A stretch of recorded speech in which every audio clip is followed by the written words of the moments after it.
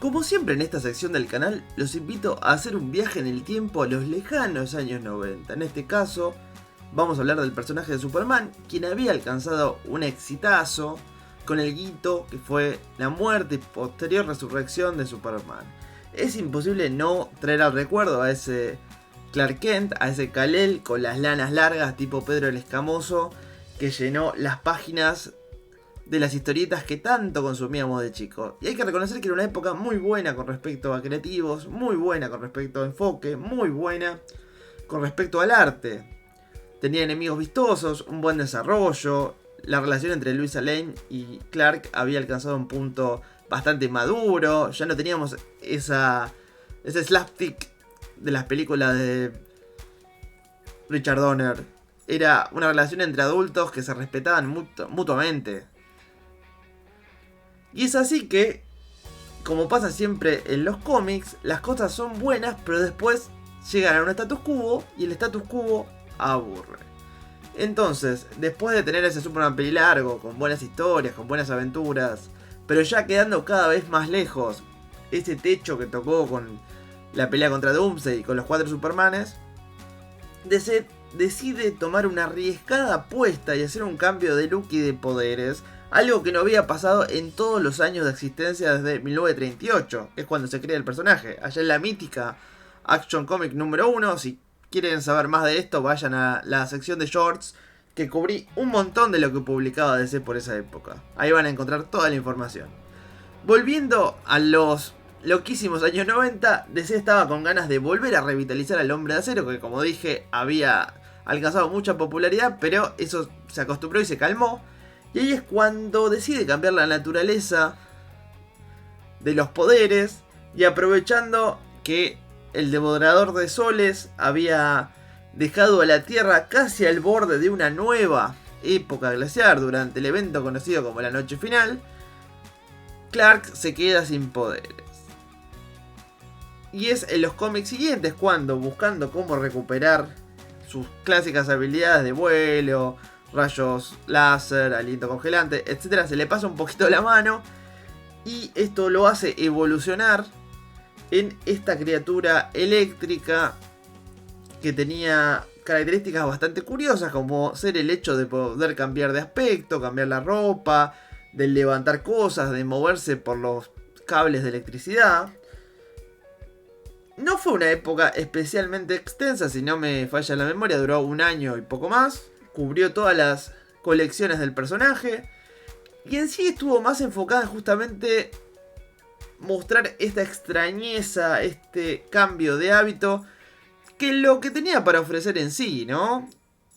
Prácticamente el 70-80% de estos runs eran ver al Superman de toda la vida en una situación distinta. En algunos casos jugaban con el tema de que no era tan fuerte como siempre.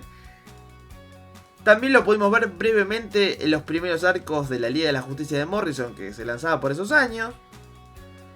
Y finalmente, cuando vieron que esto no pegó de ninguna manera y que los lectores, más allá de este cambio inicial, después los aburrió, recuerden, en ese entonces se jugaba mucho con esto del impacto, pero cuando algo ya pasa a ser costumbre, las ventas empiezan a bajar, la gente decide ir a gastar su plata en otras cosas que de repente hacen otro cambio de status quo y así. Por lo menos de esa manera se manejaban los consumidores de los 90, ¿no? Cuando esto ya empieza a flaquear, deciden hacer un cambio todavía más extraño y dividir a Superman en dos, aludiendo a una historia muy viejita por fuera de la continuidad, que creo que se editaba en una antología llamada Superman Family, allá por los 70, si no me equivoco. Corríjame algunos si estoy diciendo pavadas. Donde justamente Superman, con sus poderes habituales, se desdoblaba en un Superman rojo y en un Superman azul. En este caso, este Superman eléctrico se desdoblaba en dos personalidades que cada una retenía un poco de la personalidad. O sea, tenías un Superman que era super cerebral, si no me equivoco el azul, y tenías un Superman que era como impulsivo y más violento, que era el rojo. Algo que me resultaba divertido, por lo menos en estos primeros números, es que Lois Lane como que se sentía rara, ¿no? No podía elegir entre uno de los dos y veía que uno tenía lo que le faltaba al otro y viceversa. Entonces como decía, bueno, hasta que no arreglen esta situación, ninguno vive conmigo. O sea, no tengo más marido. Eso por lo menos a mí me resultó simpático. ¿Qué quieren que les diga? Tampoco es que tuvimos mucho tiempo para ver estos dos Supermanes porque todo parece ser que no funcionó bien. Y al poco tiempo tuvimos un pequeño evento que intentó ser transversal. Se incluyó algunas otras colecciones como la de Aquaman, por ejemplo, llamada Los Gigantes Milenarios, que eran como una especie de tótems que despertaban alrededor del mundo y diferentes héroes se enfrentaban. La verdad que muy poca gente recuerda ese evento porque es cero memorable. Es como cualquier película de kaiju pero con superhéroes. Y después, por azares del destino, Superman se tenía que sacrificar para derrotar a estos gigantes. Y acá se nos introducía la siguiente saga, que era la de Kismet, que era una suerte de diosa que recompensaba a Superman por su sacrificio, retornándolo a la vida, y para deleite de los lectores lo volvía a la normalidad. Ahora sí, teniendo ese pelo corto tan característico de antes de todo el arco de su muerte. Después, bueno, tenemos todo un arco distinto donde pelea contra un personaje así medio de escala cósmica que iba modificando las diferentes épocas y veíamos interactuar al Superman de los años 30, al de los 60, pero eso no viene a cuento. La verdad que también esa época pasó sin pena ni gloria, nadie la recuerda demasiado.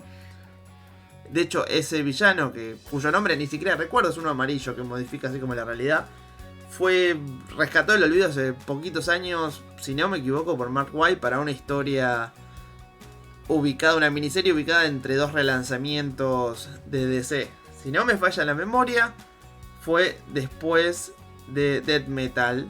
Después del relanzamiento de Death Metal hay como una historia con un grupito de personajes que están como rezagados de diferentes épocas y pelean contra esta suerte de entidad cósmica, pero más allá de eso, ni fu ni fa, nadie lo junó. Así que bueno, era un poco revolver la caja de los recuerdos. Como digo, fue una época bastante breve, no hay mucho para decir. Este personaje no llegó a aparecer en demasiados lugares. Quizás una aparición que dejé afuera fue en la tercera tanda de crossovers de Marvel con DC, la de All Access Unlimited, que pocos recuerdan porque la verdad que era una reverenda mierda. O sea, Marvel contra DC estuvo bueno, All Access a mí me gustó muchísimo, pero Unlimited era ya una idea desganada y traía amalgamas que no eran ni divertidas ni chistosas, ya estaba gastado el concepto, entonces medio como que la gran mayoría de la gente lo olvidó. Ahora me gustaría leer sus opiniones, que cómo lo vivieron este cambio, les gustó o por el contrario les pareció una reverenda estupidez, como me parece que le ocurre a la gran mayoría. Y como siempre, si la verdad les gustó este video, les voy a pedir un like. Así estos videos recordando épocas pasadas de los cómics avanzan un poco más por el algoritmo de YouTube y lo ve más gente. Y en una de esas podemos armar una pequeña comunidad justamente para hablar de estos temas y reírnos juntos.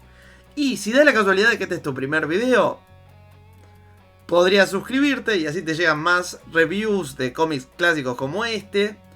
Y también de noticias, de series, de películas, de manga, anime y videojuegos. Hasta la próxima.